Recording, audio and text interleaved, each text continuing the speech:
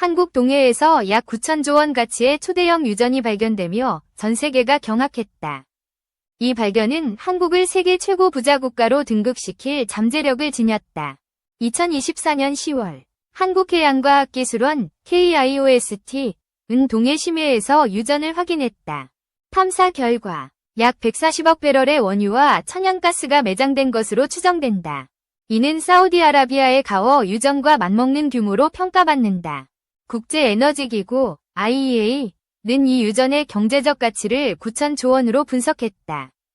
한국은 에너지 수입국에서 수출국으로 전환될 가능성이 커졌다. 이 소식은 글로벌 에너지 시장에 지각 변동을 일으킬 전망이다. 한국 정부는 즉시 유전 개발을 위한 특별위원회를 구성했다. SK에너지와 포스코 인터내셔널이 개발 컨소시엄에 참여를 선언했다. 유전 발견은 동해 울릉분지 7관구에서 이뤄졌으며 심해 3km 지점에 위치한다. 탐사 과정에서 최첨단 심해 드릴링 기술이 활용되었다. 한국은 미국 쉐브론사와 협력해 기술적 안정성을 확보했다. 쉐브론은 이 유전이 50년 이상 안정적 생산이 가능하다고 평가했다. 국내 에너지 전문가들은 이 발견을 21세기 최대 보물이라 칭했다. 한국의 GDP는 2023년 기준 약 2,200조 원으로 세계 13위였다. 이번 유전은 GDP의 4배에 달하는 가치를 창출할 잠재력을 지녔다. 국제유가는 이 소식으로 배럴당 $5 하락하며 시장이 요동쳤다. 오펙은 한국 유전 개발에 대한 긴급회의를 소집했다. 러시아와 중동 국가들은 한국의 에너지 시장 진입을 우려하고 있다. 한국은 유전 개발로 연간 5천억 달러 수출 수익을 기대한다. 이는 반도체 수출 1,200억 달러, 위 4배를 초과하는 규모다. 정부는 유전 수익으로 국가 부채를 상환하고 복지 예산을 확대할 계획이다.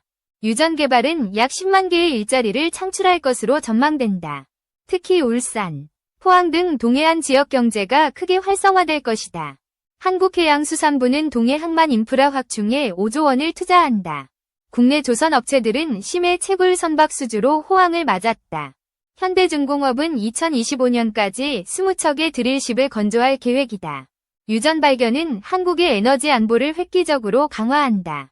한국은 현재 석유 소비량의 97%를 수입에 의존하고 있다. 이번 유전으로 자금률이 80% 이상으로 상승할 전망이다. 에너지 수입 비용은 연간 2천억 달러에서 400억 달러로 축소된다. 국제신용평가사 무디스는 한국의 국가신용등급을 AA로 상향 조정했다. 피치는 유전은 한국 경제의 게임 체인저라며 긍정적 전망을 내놨다. 한국 증시는 유전 소식으로 코스피가 3,200선을 돌파했다. 에너지 관련주인 SK이노베이션은 상한가를 기록하며 화제가 되었다. 국민 1인당 GDP는 2023년 36,000달러에서 2030년 6만 달러로 급등할 전망이다. 이로써 한국은 룩셈부르크, 스위스를 제치고 세계 1위 부유국이 될 가능성이 크다. 정부는 유전 수익의 30%를 미래세대 기금으로 적립할 방침이다. 이 기금은 교육, 의료, 환경 프로젝트에 우선 투자된다. 유전 개발은 환경 문제로 논란이 되기도 했다. 환경단체는 심해 채굴이 해양 생태계에 미칠 영향을 우려했다.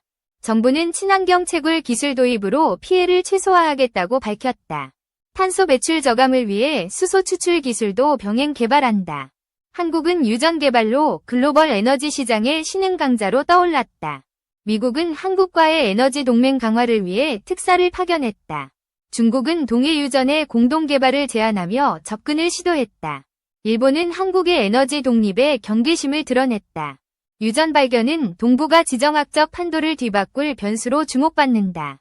한국은 UN 기후변화협약에서 탄소 중립 목표를 재확인했다. 유전 수익 일부는 재생에너지 연구에 투자될 예정이다. 국내 대학들은 에너지공학 전공을 신설하며 인재 양성에 나섰다.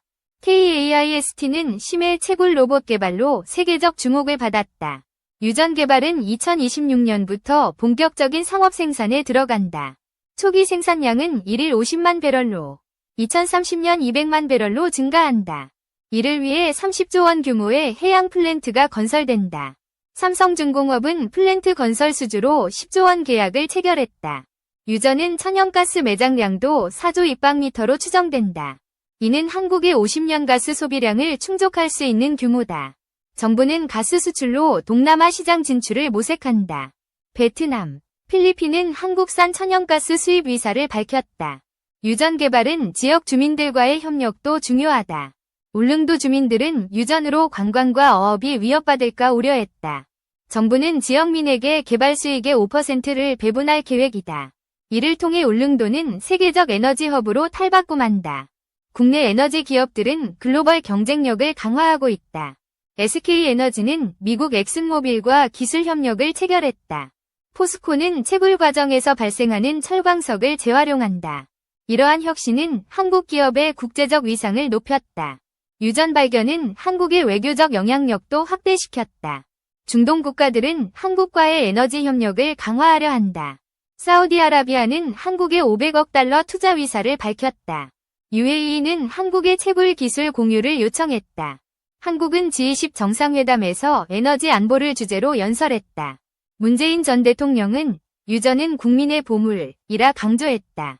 윤석열 대통령은 경제 도약의 기회라며 개발을 독려했다. 국민들은 유전 소식에 환호하며 기대감을 드러냈다. SNS에서는 한국이 오일머니 국가라는 해시태그가 유행했다. 그러나 일부는 부의 불평등 심화를 우려하는 목소리도 있었다. 정부는 투명한 수익 분배로 국민 신뢰를 얻겠다고 약속했다. 유전 개발은 10년간 100조 원의 민간 투자를 유치한다. 글로벌 투자은행 골드만삭스는 한국 에너지주의 매수를 권고했다.